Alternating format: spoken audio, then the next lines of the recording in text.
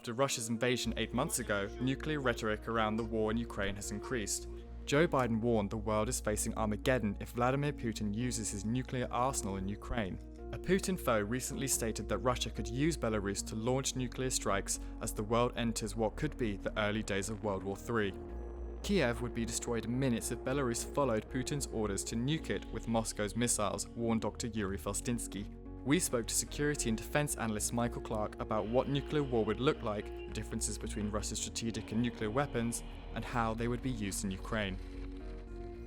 The essential difference between a strategic and a tactical nuclear weapon is that strategic weapons are meant to be used against the homeland of an adversary, so typically to bombard cities. Strategic weapons are designed to hurt or even completely destroy an opponent's homeland. Tactical nuclear weapons are meant to be used on the battlefield, so they're designed to be smaller. Some of them are very small by modern comparisons, and a tactical nuclear weapon is designed for battlefield use in a relatively small area. If the Russians were trying to use a tactical nuclear weapon, they would be looking for concentrations of Ukrainian troops, which at the moment don't exist, because tactical nuclear weapons were designed in the Cold War when troops would be massing in armies or divisions of, say, 15,000, 20,000 troops or more. And when they were massing, they were all in one place with their equipment, and that's when they were very vulnerable. In modern warfare, that doesn't happen very much. And so the Russians would find it difficult to locate a target, a military target in Ukraine, in which a tactical nuclear weapon could be genuinely effective.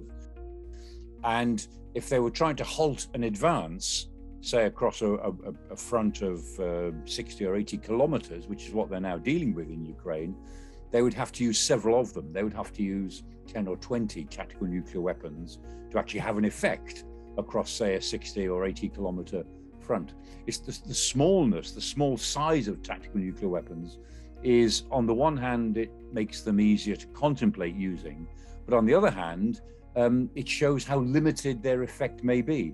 And so the danger of tactical nuclear weapons for the Russians is that they wouldn't get much battlefield advantage out of it as things stand, but it would be a huge political problem if they were seen to be the first country since 1945 to use a nuclear weapon.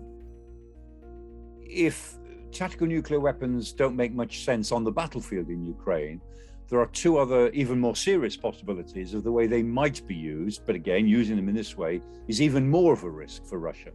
One of those possibilities would be to use tactical nuclear weapons in a demonstration, to explode a weapon, say, at sea, somewhere in the Black Sea or somewhere in the Arctic, in order to demonstrate that they're prepared to do it. The problem with that for Russia is that they get all the condemnation of exploding nuclear weapons without any of the military benefits, such as they may be. So that's not so likely. Even more serious might be what you would call the Hiroshima idea, which is that a bigger nuclear weapon is used against a civilian target or against some area in Ukraine not connected to the battlefield, simply as a way of causing destruction to actually coerce Ukraine into giving in. That's exactly what the Allies did with Japan in 1945. If the Russians undertake that sort of policy to bomb a Ukrainian civilian center simply as an act of coercion, then again, that takes us into close to the nuclear war scenario. That's not really tactical, because then you're using nuclear weapons in a strategic sense, i.e. to hurt the homeland of an opponent. I think it's very, very unlikely that the Russians would do that. But if we're thinking about all possibilities here, that has to be in the list somewhere. One of the things I think that most analysts assume is that if the Russians break the taboo on using nuclear weapons, and that taboo is very strong, it's existed for 80 odd years now, and that taboo will continue and get stronger all the time. If they break that taboo and use a nuclear weapon, even a very small one, a really small one, doesn't matter, they would be isolated, in my view, in the world community. And I think even China, who is we know that the Chinese leadership is very worried about this. And the idea that their ally might use a nuclear weapon would be very, very bad for them. And I think it's very likely that China and India, both nuclear powers, would actually turn against Russia in this war if they were seen to use nuclear weapons. The political cost of going nuclear in a war would be very high indeed. Now, what the consequences would be are still left a little bit vague, as is sensible. But the general assumption is that there would be a military response from NATO, not a nuclear one. Almost certainly we would not match nuclear use with our nuclear use, but a conventional response using conventional weapons, almost certainly to attack some elements of Russia's nuclear infrastructure, the infrastructure by which they deliver these weapons, possibly that infrastructure that may exist in Ukraine, possibly even the infrastructure that exists in Russia proper. That would be very dangerous. But let's be clear about this. If nuclear weapons are used, if the Russians did use a tactical nuclear weapon, in effect, the war then becomes significantly more dangerous. The gloves are off, and NATO almost certainly will respond with military force, conventional military force, alongside all the political stuff that will go on with sanctions, complete isolation of Russia, condemnation in the United Nations. Lots and lots of things would happen. NATO has already made it clear to Russia that it would not be stand on the sidelines. It would not be indifferent to the use of even a small tactical nuclear weapon. Both the United States and several NATO members, nobody quite knows which NATO members, but I think Britain is almost certainly one of them. Several NATO members with the US have privately and directly contacted Russia and counterparts in Russia, including the Russian general staff, the military staff, as well as the leadership, to say, we will not stand by if you use a nuclear weapon. Indeed, we won't stand by if we even think you're going to use a nuclear weapon. I think escalation is built into this crisis from the very beginning, because Putin has undertaken an impossible mission trying to conquer Ukraine. And that's impossible in present circumstances. But he also won't back down. He will not be seen to lose.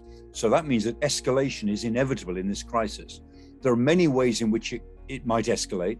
It might escalate geographically. It might spread to other areas of Europe. It is already escalating to the Baltic Sea. It may escalate in terms of rhetoric. It may escalate in terms of weapons used inside Ukraine itself. And it may escalate towards other weapons of mass destruction like chemical and biological, or possibly nuclear. So we have to say that the danger of a nuclear use is more than zero, but it's still quite low. It's one of a number of escalation possibilities. But as long as it's even a low possibility, then we have to take it very seriously. Myself, I think that Putin will escalate in other ways, mainly geographically. I think he'll try and draw more areas of Europe into the crisis, areas like Moldova and the Western Balkans. And I think that certain things will happen in Belarus. I think that's more likely, but you cannot ever take the nuclear possibility off the table, because as Putin, as it were, suffers more reverses on the battlefield in Ukraine, then he looks even more sort of keenly at ways of getting the initiative back. That's what he's trying to do, is get the initiative back where it was in February when he launched invasion in the first place. And so as he loses power and influence, which he demonstrably is, within Europe, within his allies, in Central Asia and so on, he's looking for ways to pull some of that influence back, which is why escalation is built in. But the nuclear element of that escalation is one of a number of possibilities, only one. Amazing, that was a really good ending, I thought. So let's talk a bit more generally, because we're trying to build up sort of this roundup series.